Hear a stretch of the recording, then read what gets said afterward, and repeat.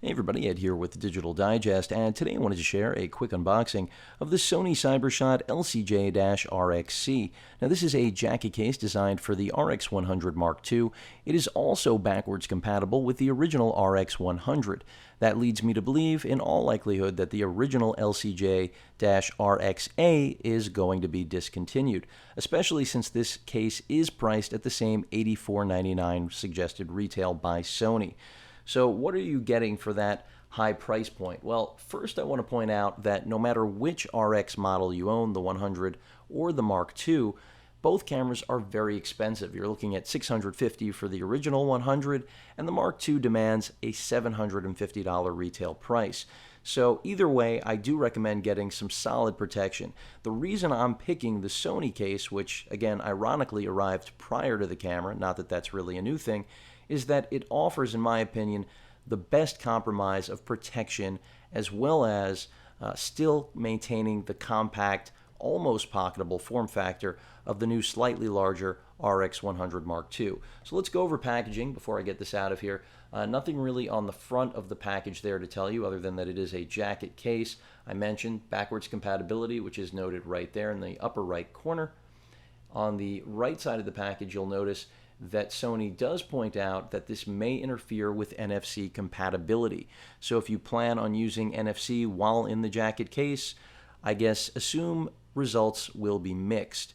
As far as the back of the packaging, they do have some instructions as to how to install the half case as well as mount this on a tripod. It does also include a shoulder strap, much like the other case, the jacket case that I recently unboxed for the HX50V. So fairly straightforward, pretty much the same exact concept for the original case designed for the RX100. Key difference is really that it does clearly accommodate the larger camera, now both in fact, but more so, another thing that it accomplishes, as I will begin to get it out of here, is that they've actually changed the design slightly.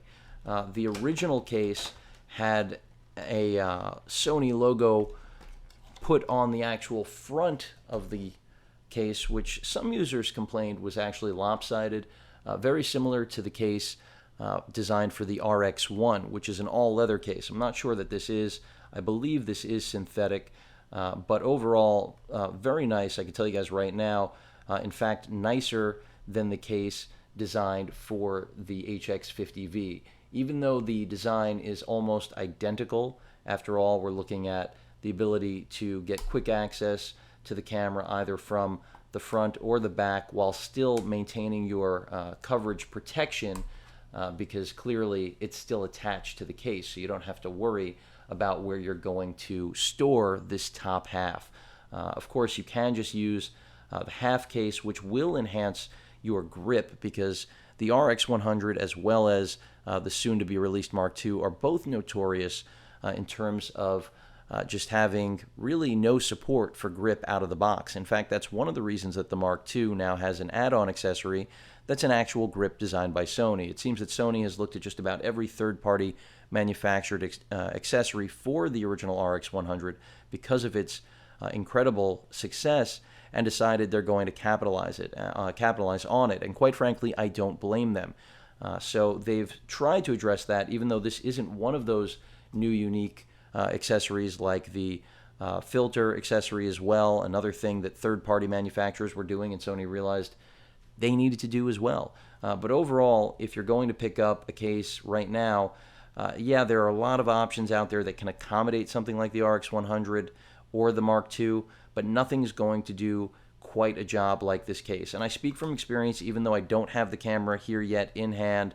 I did have experience with the original case with the original RX100, and also I've been using similar style cases from Sony for the RX1, which isn't designed as well, clearly, because you can't actually get rid of the top half during shooting without storing it somewhere, which is just terrible in terms of an engineering standpoint. Forget you don't have access, as you may have noticed, to your battery bay or memory card slot, so you will be forced to actually unmount the camera every time that you want to get access. But because the Mark II does have Wi-Fi, that should at least offset the need to get to the SD card, and since they have actually left holes on both the right and left side, you will have access to charging while the camera is still mounted. So in theory, you really should never have to pull the camera out of this case. And that's part of the appeal of such a thin, still small case that is compact yet sturdy.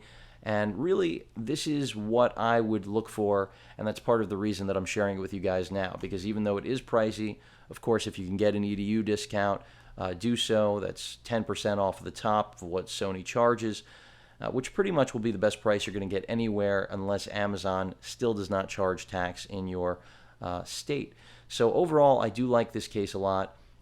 And do remember that you are still able to mount this to a tripod, which is critical with any half case or full jacket case system. Let me put the case down and actually just show you guys the other piece of this package, because you do not get a lot here.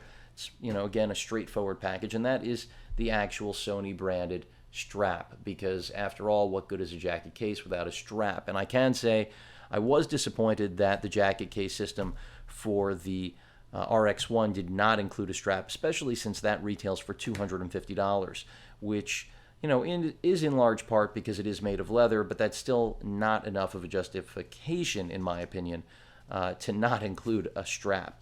Some instructions here, some notes, as well as instructions for tripod mounting. That seems to be the big hurdle that they're worried about people using this properly with, probably because of the likelihood of somehow an accident happening coming off the tripod. That certainly wouldn't be a good thing. Something where even a case like this isn't necessarily going to protect your camera to that degree. But overall, as you guys may have noticed through the course of the video, I like what I'm getting here, even without having the camera yet, because I know that, quite frankly, no third-party manufacturer is going to make as good a case, at least in the near future, and I need protection right now as soon as my Mark II arrives.